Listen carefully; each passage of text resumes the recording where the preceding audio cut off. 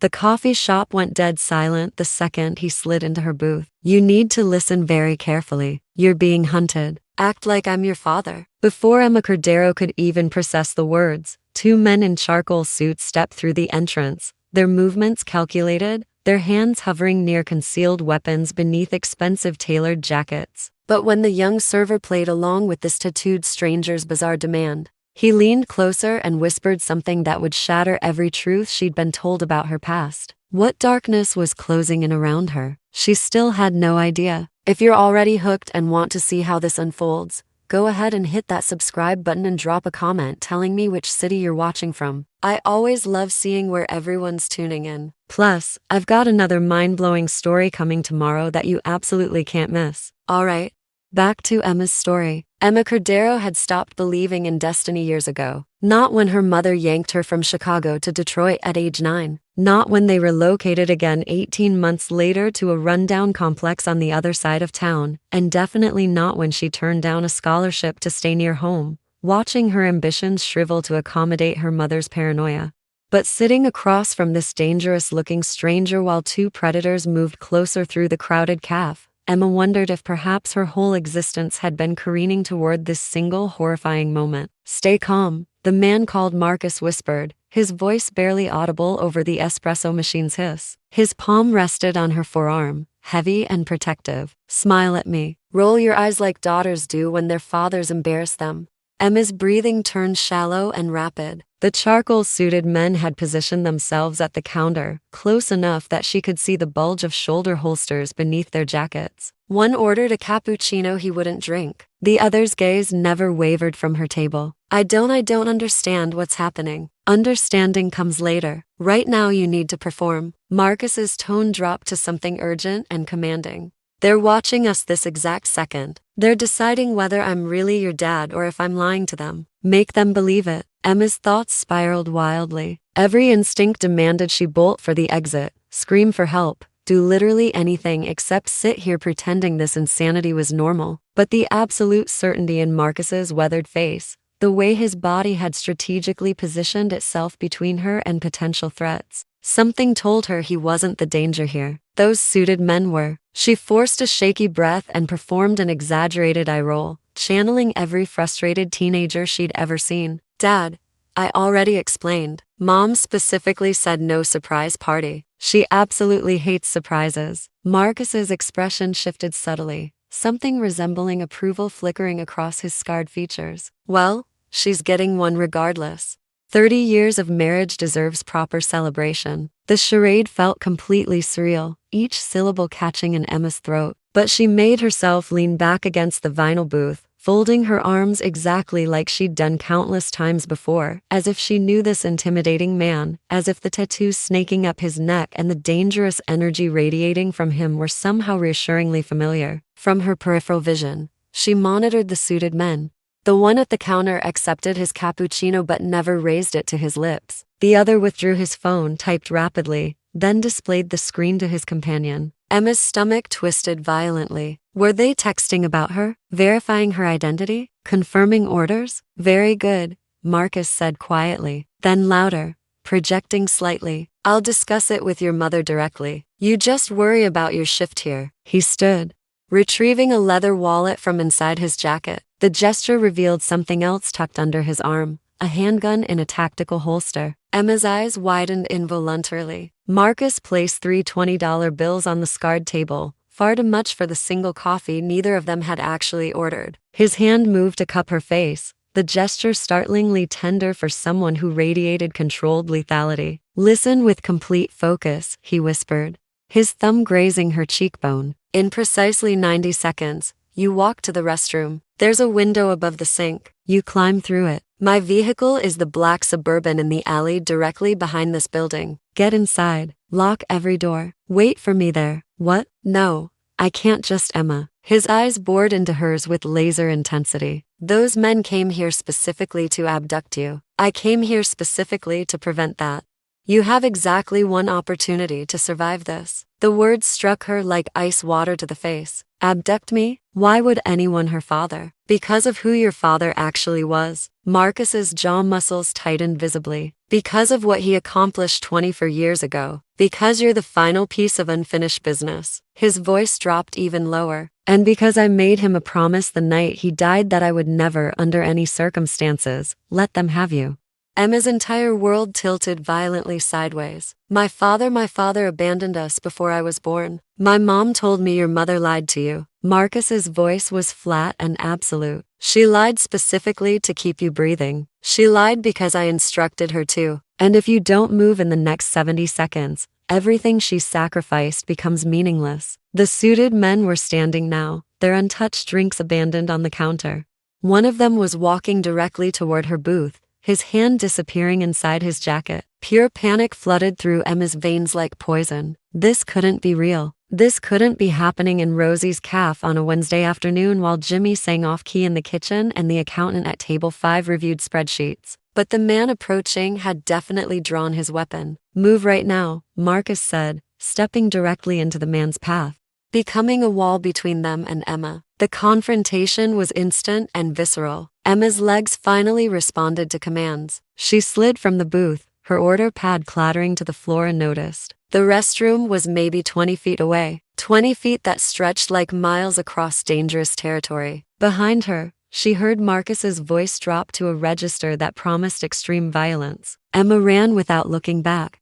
The restroom door slammed behind her with startling force. The narrow window above the toilet beckoned like salvation, and in the alley below, a black Suburban idled with its engine running, driven by a ghost from a past she never knew existed, carrying secrets that would redefine everything she thought she understood about herself and her family's decades of running. Emma's hands were still trembling violently when she hauled herself through the restroom window, her work shirt snagging on the frame's rough edge. She landed in the alley with zero grace, stumbling against a grease-stained dumpster before spotting the black Suburban idling 15 feet away. The windows were tinted completely dark, impenetrable. For one terrible moment, Emma wondered if she'd made a catastrophic error in judgment, if Marcus wasn't who he claimed, if she was climbing into something far worse than what she'd fled. But the memory of those suited men, their hands reaching for weapons, propelled her forward on autopilot. She wrenched the door open and threw herself into the passenger seat, immediately slamming the lock button. The leather interior smelled pristine, expensive. Jazz played softly through premium speakers. Nothing about this scenario matched the violence she'd just witnessed or escaped. Emma's breathing came in jagged, irregular gasps through the tinted windows. She could barely make out the cafe's rear exit. Any second now, those men would realize she'd vanished. Any second now, they'd come searching. The driver's door opened smoothly and Marcus slid behind the wheel with fluid efficiency. He didn't speak, didn't glance her direction, just shifted into drive and pulled from the alley at a speed that was aggressive without being reckless enough to attract attention. His eyes never stopped scanning the rearview mirror. Where are we? Stay low in your seat. Marcus's tone was clipped, professional, surgical. His focus remained laser-locked on the mirrors and road ahead. Emma wanted to argue, wanted to demand immediate answers, wanted to scream until this nightmare made sense. Instead, she found herself obeying instinctively, sliding lower as the Suburban navigated through side streets she recognized but had never really noticed before. 3 minutes passed in suffocating silence. 4. The jazz continued its peaceful melody, absurdly serene against the storm raging inside Emma's chest. Finally, Marcus spoke without looking at her. You can sit up now. We've lost them for the moment. Emma straightened slowly, her entire body coiled tight as a spring ready to snap. Lost them? Lost who? Those men. Why were they? Her voice fractured. You said something about my father. You said my mother lied about everything. Marcus's knuckles were bone white on the steering wheel. Not here. Not while we're exposed. Not while. Emma's fear was rapidly crystallizing into fury. You just made me climb through a bathroom window like a criminal. You said those men were going to abduct me. I think I've earned some immediate answers right now. You've earned the truth, absolutely. Marcus's jaw tightened visibly. But the truth is going to demolish everything you believe about your life, your family, your past. And I need you somewhere secure before that demolition begins. Secure? I don't even know your real name. I don't know anything except Marcus pulled the Suburban into a multi-level parking structure, spiraling up 5 levels before finally stopping in an isolated corner spot far from other vehicles. He killed the engine, and the sudden absence of sound felt oppressive, heavy. When he turned to face her directly, Emma saw something in his eyes she hadn't anticipated, profound grief. "My name is Marcus Donovan," he said with quiet intensity. "I knew your father intimately. We worked together for 17 years straight. He was my closest friend, my brother in every meaningful way that matters." He paused, his voice roughening with emotion. "And I was physically there the night he died 24 years ago, holding his hand while he extracted a promise from me to protect you no matter what price I had to pay." Emma's world tilted violently again. "That's impossible. My father abandoned us before I was born. My mom specifically told me your mother told you precisely what I instructed her to say." Marcus's eyes never wavered from hers. "Because the actual truth would have painted a target on your back from infancy. Because the people your father betrayed don't offer forgiveness. They don't forget grievances. And they absolutely never let debts go unpaid, especially blood debts." "Debts?" Emma's voice emerged barely above a whisper. "What kind of debts are we talking about?" "The kind that can only be settled in blood." The words hung between them like a death sentence, heavy and inescapable. Emma's mind raced frantically through fragmentary memories, her mother's extreme paranoia, the constant relocations to new cities. The way Diana would freeze completely whenever an unfamiliar car lingered too long outside their building. The way she'd check locks obsessively 3, 4, 5 times before bed. The puzzle pieces were clicking together now, forming a picture Emma desperately didn't want to see clearly. "Those men in the caf," she said slowly, processing aloud. "They work for the people my father betrayed. They work directly for them, yes. The Castellano crime family."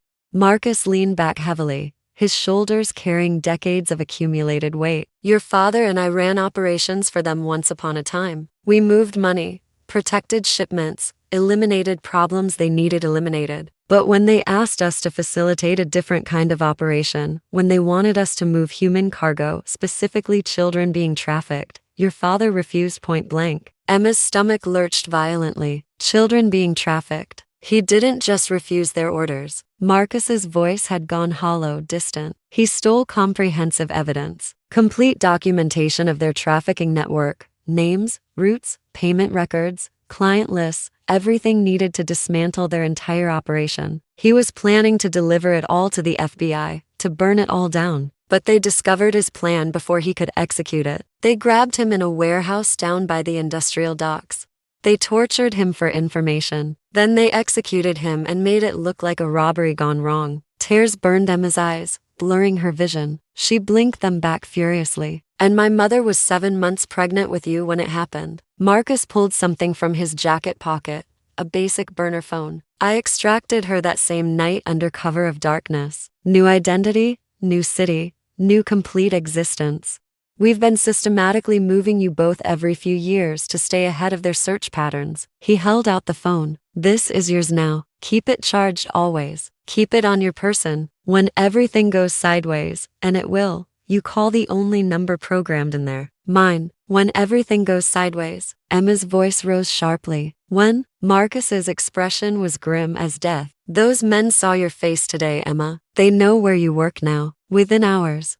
They'll know where you live." He met her eyes with terrible certainty. "I'm sorry, but your quiet, normal life just ended permanently. The Castellano family has been actively searching for you for 24 years. His hand moved back to the ignition. "And today, they finally found you. Now we run, or we fight, and running only delays the inevitable." Emma stared at the burner phone in her shaking hands. The cheap black plastic felt radioactive, like holding physical evidence of crimes she never committed. Outside the Suburban's windows, the parking structure's harsh fluorescent lighting cast everything in sickly yellow tones, making the entire conversation feel surreal, nightmarish. "I need to go home right now," Emma said finally, her voice hollow and mechanical. "I need to see my mother face to face. She needs to tell me the truth herself, in her own words." Marcus's expression darkened considerably.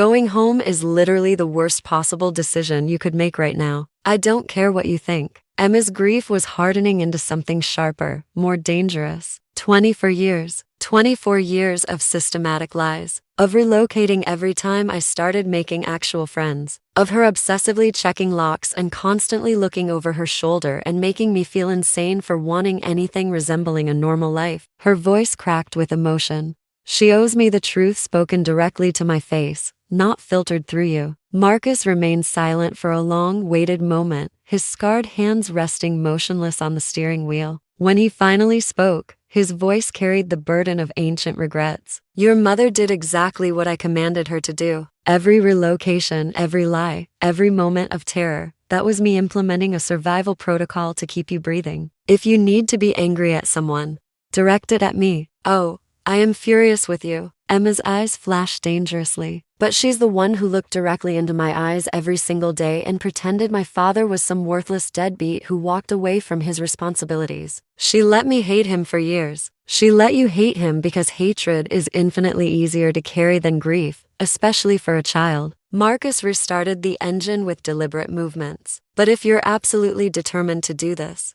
I'm accompanying you. Those men know your workplace now. They'll have your home address within the hour, guaranteed. The drive to Emma's apartment consumed 14 minutes. 14 minutes of oppressive silence broken only by the low hum of tires on asphalt and the occasional static crackle from a police scanner Marcus had mounted beneath his dashboard. Emma watched familiar streets pass, seeing them through completely different eyes now.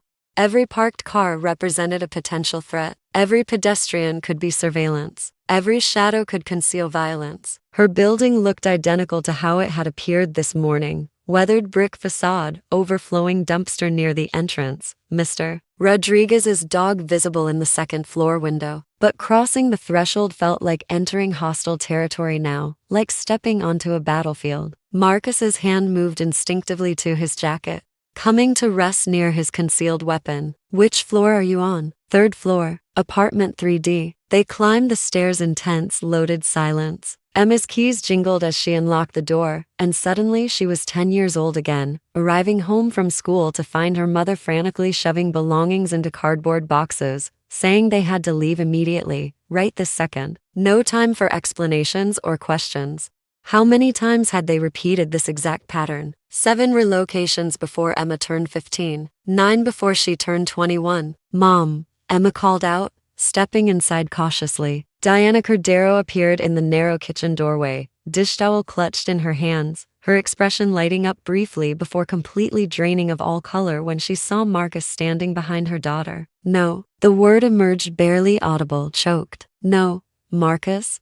You promised she was safe. You gave me your word she'd be safe if we followed every protocol exactly. The protocols just became obsolete. Marcus closed the door firmly, locked it, then wedged a chair under the handle for additional security. They located her at the CAF this morning, 2 of Castellano's primary enforcers. Diana swayed dangerously, gripping the doorframe for support. She looked decades older suddenly, the lines around her eyes and mouth deepening into crevices. How did they find us? We were so incredibly careful. Careful? Emma's voice was sharp enough to draw blood. Is that what you're calling lying to me for my entire existence? Her mother flinched as though physically struck. Emma, please don't. Emma held up her hand, surprised by how steady it remained when everything inside her was disintegrating. Marcus told me about Dad, about what he actually did, about how he really died. The last word shattered in her throat. You let me think he abandoned us. You let me believe I wasn't wanted, that I wasn't enough to make him stay. Tears spilled down Diana's weathered face, cutting channels through her makeup. I let you believe you were safe. That's the only thing I cared about. Keeping you safe, keeping you alive, keeping me safe by keeping me ignorant. Emma's anger was a living entity now, hot and righteous, consuming everything else. I had every right to know who my father actually was, what he stood for, what he died trying to accomplish. That he died trying to save children from monsters. He died and left me completely alone. Diana's voice rose sharply, 24 years of suppressed grief erupting like a volcano. He died and left me pregnant and terrified with professional killers actively hunting us. Don't you dare stand there and judge the impossible choices I made to keep you breathing, to keep your heart beating. The apartment fell into heavy silence except for Diana's ragged, uneven breathing. Marcus moved to the window, carefully peering through the blinds at the street below. This conversation absolutely needs to happen, he said without turning. But it needs to happen somewhere else, somewhere secure. We've been stationary here too long already.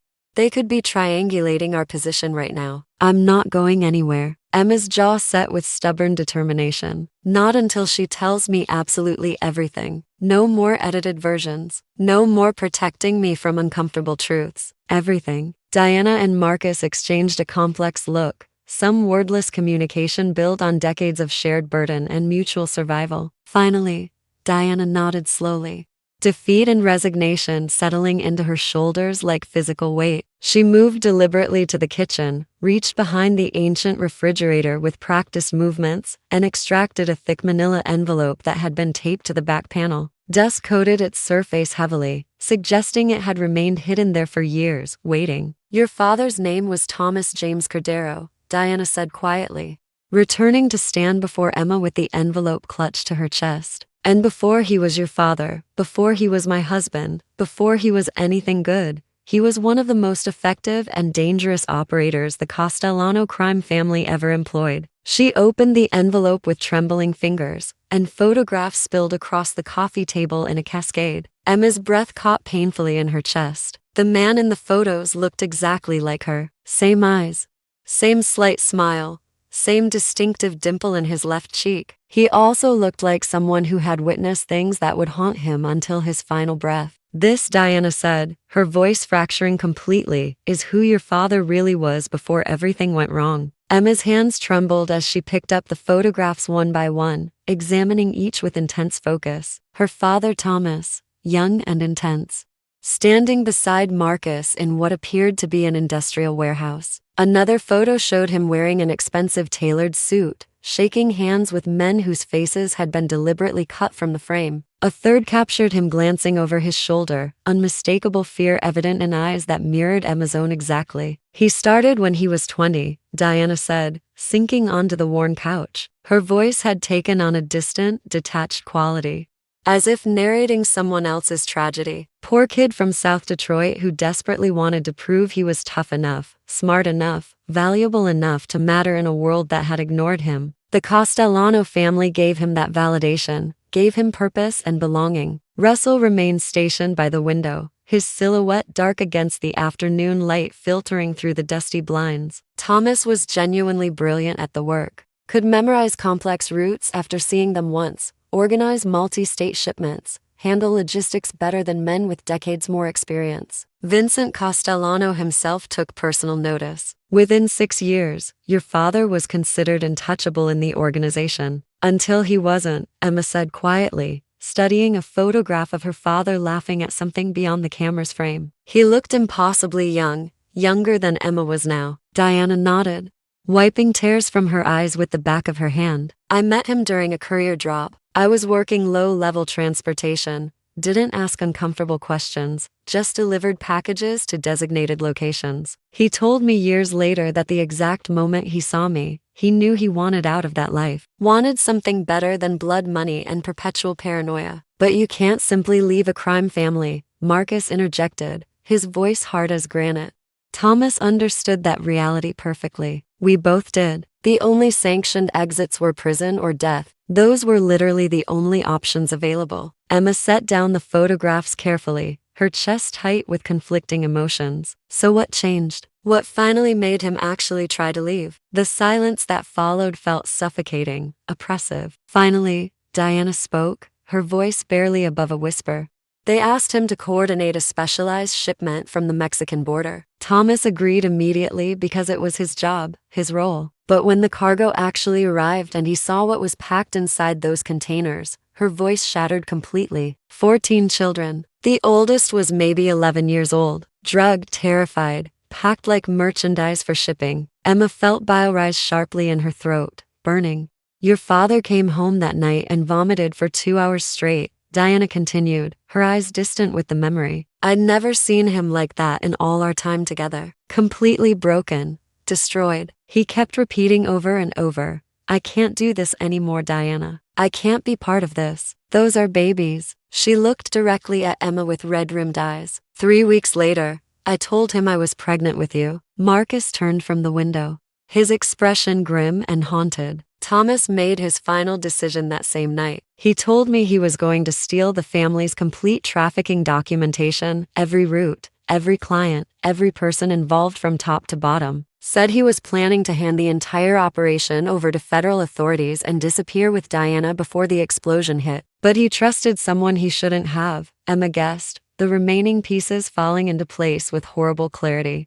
He trusted his direct handler, a man named Vincent Castellano Jr., nephew to the family's patriarch. Marcus's jaw clenched visibly. Jr. discovered Thomas's plan for days before the scheduled handoff. They grabbed him outside a warehouse, tortured him extensively for the evidence location. When he refused to talk, refused to give them anything, they executed him with a bullet to the head. Diana's sob was raw and primal, grief as fresh as if it had happened yesterday instead of decades ago. I was 8 months pregnant. Marcus appeared at our apartment at 3 in the morning, literally covered in blood. He told me Thomas was gone, told me I had to leave that exact moment. No questions, no goodbyes, no delays. Emma's vision blurred with tears she refused to let fall. The evidence he stole. Did they ever recover it? No. Marcus's voice carried a note of grim satisfaction. Thomas died protecting its location, took it to his grave. Which means the Castellano family has spent the last 24 years systematically searching for it, and searching for anyone who might know its location or lead them to it eventually. Me, Emma whispered, understanding dawning. They think I know where it is. They think multiple things. Marcus hesitated, choosing words carefully. They think you might eventually lead them to it. Or they think your mother told you something before she dies. Or he paused significantly. They think you yourself are somehow the key to finding it. Emma's head snapped up sharply. What does that mean? Diana reached across the coffee table, grabbing Emma's hand with desperate, crushing strength. Your middle name. The one I made you hide your entire life. The one I told you never to write on any official documents. The one I said brought bad luck to our family. Grace. Emma said slowly, confused. You told me it was your mother's name, but that she died tragically and you couldn't bear hearing it spoken aloud. I lied about everything. Diana's grip tightened painfully. Your middle name is the access code, the password. Thomas encrypted the evidence with it before he died, before they caught him. That's why I could never let you use it publicly. Why I panicked every single time a teacher or doctor asked for your full legal name. Why we relocated immediately if someone got too curious about our background. The apartment felt claustrophobic suddenly, walls closing in from all sides. Emma pulled her hand away, standing and pacing to the window where Marcus stood vigilant watch. So what happens now? She asked, her voice hollow and mechanical. They know where I work. They'll figure out where I live within hours like you said. What's the actual plan here? Keep running forever? Change my name again? Pretend to be someone completely different until they inevitably find me anyway? Marcus and Diana exchanged another loaded glance, years of shared survival protocols passing between them wordlessly. There might be one other option, Marcus said carefully, measuring each word. The evidence still exists somewhere. Thomas hid it in a location he believed no one would think to search. If we could locate it, retrieve it, we could finish what your father started 24 years ago. We could bring them down, Emma finished, something hard and fierce blooming in her chest. We could actually destroy them. Before we continue, I'd love to hear from you. Have you ever discovered a family secret that completely changed how you saw your past? Drop a comment below sharing your story, and don't forget to hit that subscribe button so you don't miss what happens next.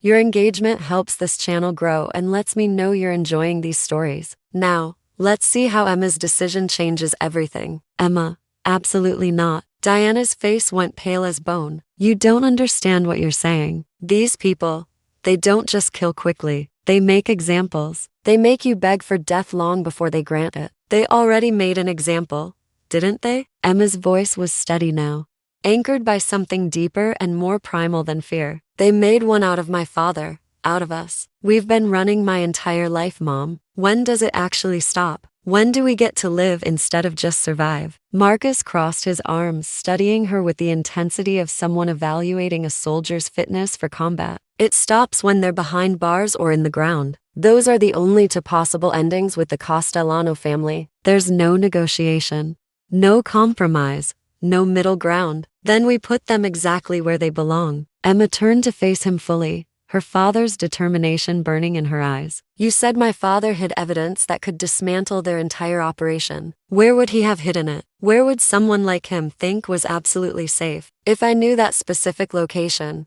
I would have used it 24 years ago. Marcus's frustration bled through his controlled exterior. Thomas told me he'd hidden it somewhere she'd never think to look. I assumed he meant Diana, but he died before he could provide more details, more context. Diana stood abruptly, moving to the kitchen window with jerky, agitated movements. Her silhouette was rigid against the fading afternoon light. He used to say cryptic things like that constantly. Thought he was being clever, protecting me through ignorance. Her laugh was bitter, sharp. Instead, he just left us with unsolvable riddles and a trail of corpses. Emma flinched at the venom in her mother's voice, but she understood the source. Grief and anger were two sides of the same coin, and Emma was feeling both now, a molten mixture burning through her chest and veins. What else did he say specifically? Emma pressed urgently. In those final days before everything happened, did he mention any place that held special meaning?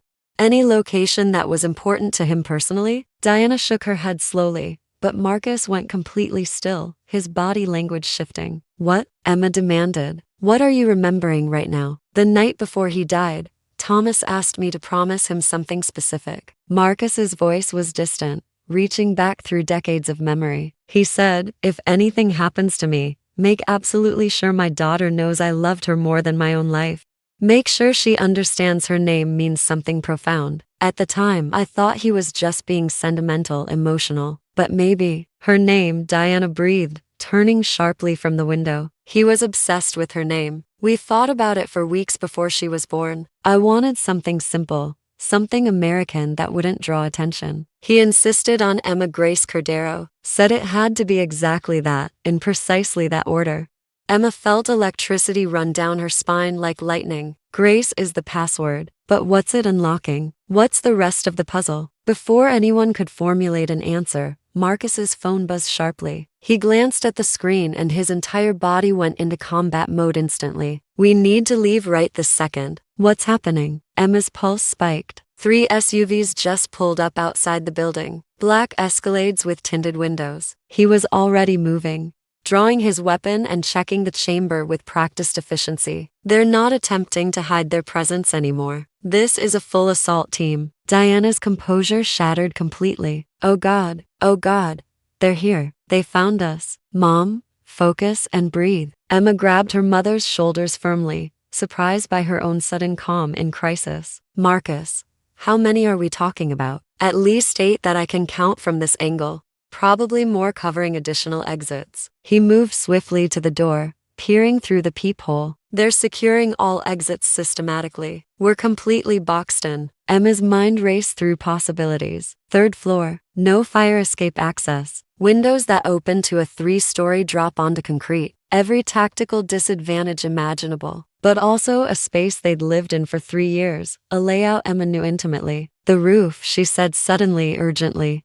There's access through Mr. Rodriguez's apartment in 3F. He leaves his door unlocked during the day because he's nearly deaf and terrified he won't hear emergency responders if he has a medical crisis. Marcus stared at her with newfound respect. That's actually tactically brilliant. But Diana was frozen, her breathing rapid and shallow, bordering on hyperventilation. The sounds from the stairwell were growing exponentially louder. Heavy boots, multiple sets, moving with military precision and coordination. Mom, Emma grabbed her mother's face forcefully, forcing direct eye contact. I need you with me right now. Dad protected us for as long as he possibly could. Now it's our turn to fight back. Can you run? Something fundamental shifted in Diana's eyes. The fear didn't disappear entirely, but it was joined by something fiercer, more primal, maternal instinct. The same unstoppable force that had kept them alive and moving for 24 years. I can run, she said with steel in her voice. Russell was already positioned at the door. On my signal,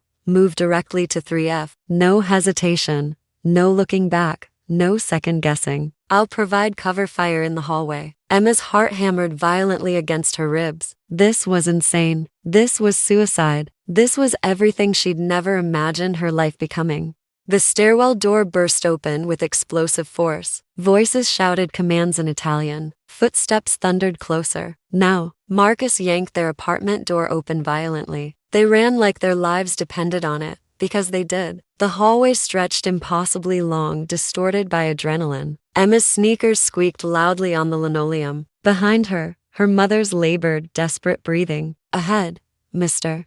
Rodriguez's door with its faded welcome mat and dying houseplant. Gunfire erupted, deafening in the confined space. Emma didn't think, didn't analyze, just grabbed her mother and dove through Mr. Rodriguez's unlocked door as bullets punched fist-sized holes in the wall where her head had been microseconds before. Marcus followed immediately, slamming the door and shooting out the lock mechanism to buy them precious seconds. Mr. Rodriguez sat obliviously in his recliner, his television volume on maximum, a game show blaring, completely unaware of the war erupting around him. Roof access. Where exactly? Marcus barked. Emma pointed to the utility closet. Inside, a ladder leads up to a maintenance hatch. More gunfire, splintering wood. The door wouldn't hold much longer. Marcus went first, then helped Diana up with strong hands. Emma was halfway up the ladder when she heard it.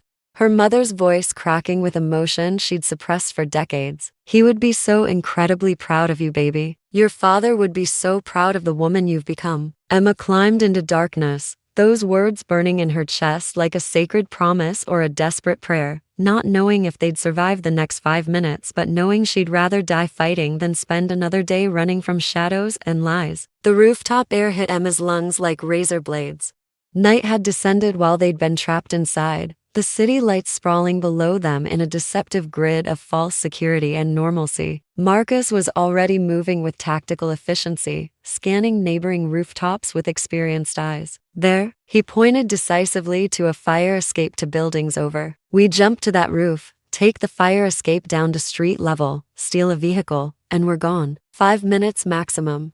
Diana stared at the gap between buildings with absolute terror. Maybe 7 feet of empty air and a 40-foot fatal drop to concrete below. I can't do that, Marcus. I physically can't. You can and you will. His voice was pure iron. No room for negotiation. Because those men aren't climbing up here to negotiate or talk. They're coming to execute all of us. The rooftop access door shuddered violently behind them. Heavy repeated impacts. Someone ramming it with their full body weight or a battering ram. Catherine grabbed her mother's hand firmly. Together on 3, we jumped together. They ran and jumped. For one terrible, infinite moment, Emma was airborne, suspended impossibly above the street where death waited patiently. Then her feet hit tar paper and gravel hard, her momentum carrying her forward into an uncontrolled roll that left her palms badly scraped and bleeding. Diana landed awkwardly, crying out sharply as her ankle twisted violently beneath her weight. Marcus caught her before she collapsed completely, then was already moving toward the fire escape. Go, go, go, he commanded. They clattered down the metal stairs, the sound impossibly loud in the quiet residential neighborhood. Below, a silver sedan sat innocently at the curb, some businessman's midlife crisis with leather seats and an advanced navigation system. Marcus had it hot-wired in 35 seconds flat. They peeled away from the curb just as the Castellano enforcers rounded the corner behind them, weapons raised and firing. Bullets sparked violently off the trunk. The rear windshield exploded in a shower of safety glass. Emma pressed herself flat across the back seat, covering her mother's trembling body with her own as Marcus drove like physics was merely a suggestion. They screamed through red lights. Wrong way down one-way streets, until finally, the gunfire faded into distance behind them. Everyone still alive? Marcus's voice was remarkably steady despite the chaos. Alive, Emma managed, sitting up slowly. Her mother was crying silently, her ankle already swelling purple and grotesque. Marcus's phone buzzed insistently. He glanced at it, his expression darkening considerably. It's a message from someone using your father's old operational contact protocol. The one only 3 people in the world ever knew. What does it say? Emma demanded urgently. You want the evidence your father died protecting? Come to Riverside Pier, midnight tonight. Come alone or the girl dies screaming exactly like her father did 24 years ago. Marcus's knuckles whitened dangerously on the steering wheel. It's obviously a trap. Obviously, Emma agreed. But it's also bait we absolutely cannot ignore. Someone out there knows about the evidence's existence. Maybe someone who knew my father intimately, or maybe someone who killed my father and wants to finish what they started. Marcus pulled into an abandoned industrial lot, killing the engine. Emma, you cannot seriously be considering this insanity. I'm not considering anything. I'm going. Her voice was hardened steel. This is the first real lead we've had in 24 years. Someone reached out specifically using Dad's protocol. That means something critical. Diana grabbed her daughter's arm desperately. Baby, please. We can run. We can disappear completely. Marcus knows people, safe houses across the country, new identities that can't be traced. Emma pulled free, gentler than her words. Mom, I'm 26 years old. When do I finally get to stop being afraid? When do I get to actually live my life instead of just surviving day to day? The question hung in the stolen vehicle, unanswerable and profound. Marcus checked his watch. It's 11:15 now. Riverside Pier is 18 minutes south. If we're actually doing this, and I cannot believe I'm saying this, we need a plan significantly better than walking directly into an obvious ambush. So we don't walk in blind. We scout first. High ground, surveillance, multiple backup escape routes. Emma spoke with a confidence she didn't entirely feel but desperately needed to project. You taught me that last summer when you were coincidentally at the same shooting range as me 4 weeks running. Marcus's eyebrow raised fractionally. You knew about that surveillance? I've known someone was watching me since I was 17 years old. I just didn't know it was you specifically. Emma met his gaze steadily. Teach me right now. Whatever I need to know to survive the next 70 minutes. What followed was the most intense crash course of Emma's entire life. Marcus pulled weapons from hidden compartments throughout the stolen sedan. A spare pistol, extra magazines, a tactical knife. He showed her proper grip, sight alignment, trigger discipline, breathing techniques. Made her practice reloading until her hands moved without conscious thought. You aim for center mass, never the head. Never the legs. Center mass is the biggest target, hardest to miss under stress. His voice was clinical, detached, professional. You fire repeatedly until the threat completely stops moving. No warning shots, no hesitation, no mercy. Someone comes at you with clear intent to harm. You put them down permanently. Emma's hands trembled around the unfamiliar weight of the Glock. I don't know if I can actually kill someone. You can't know until the critical moment arrives. Marcus's expression softened almost imperceptibly. Your father was exactly the same way initially. Gentle man with a poet's soul. But when people he loved were directly threatened, he became something else entirely, something unstoppable. He placed his scarred hand over hers on the weapon. That same capacity exists in you, Emma. I see it clearly. The only question is whether you'll access it in time when it matters most. Midnight approached like an execution date.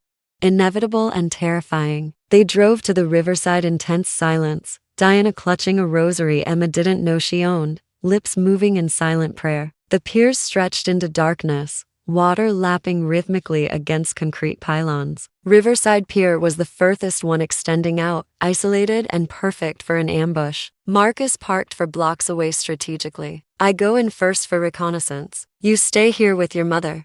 If anything goes catastrophically wrong, if anything goes wrong, we're all dead anyway, Emma interrupted, checking her weapon one final time with movements that were becoming familiar. So let's make absolutely sure nothing goes wrong. They moved through shadows toward the pier where someone, enemy or unexpected ally, waited with answers written in her father's blood, answers that would either free them or destroy them completely. The pier stretched into darkness like a condemned man's final walk. Emma crouched behind a rusted shipping container, her borrowed Glock heavy and foreign in her grip, watching Marcus move through shadows with the fluid grace of someone who'd done this thousands of times before. The pier was unnaturally quiet to quiet. No vehicles, no visible figures waiting, just the rhythmic slap of water against wood and the distant mournful cry of a night bird.